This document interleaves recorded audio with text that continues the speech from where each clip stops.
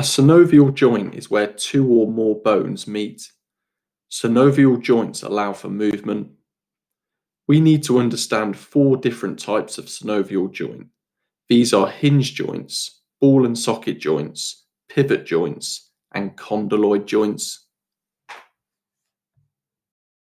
Hinge joints allow only backward and forward motion, just like a hinge on a door.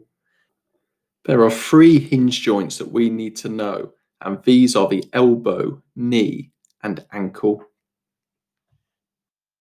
If we think about throwing a javelin, just before the release, the elbow bends and then straightens, so the hinge joint is really important in performing this action. Ball and socket joints are formed when a long bone fits into a cup-shaped hole, allowing a wide range of different movements. There are two ball and socket joints in the body, the shoulder joint and the hip joint. If we think about bowling a ball in cricket or serving in tennis, the shoulder allows the arm to move right round in order to perform these actions. This is all down to the movement allowed by the ball and socket joint.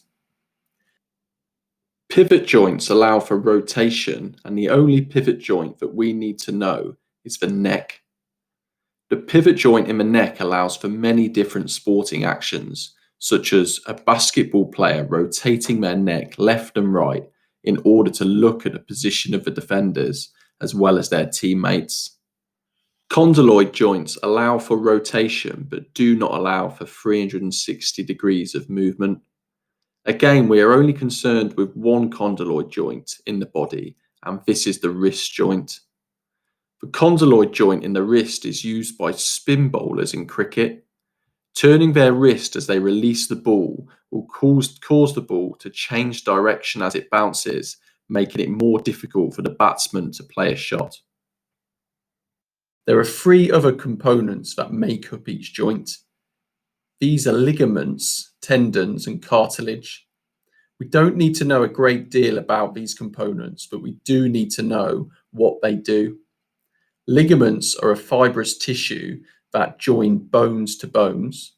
A tendon is a fibrous tissue that joins muscles to bones. And cartilage is a rubber-like padding that acts as a shock absorber to protect joints. Each of these components can become damaged through sport, and this can cause a long recovery period for performers.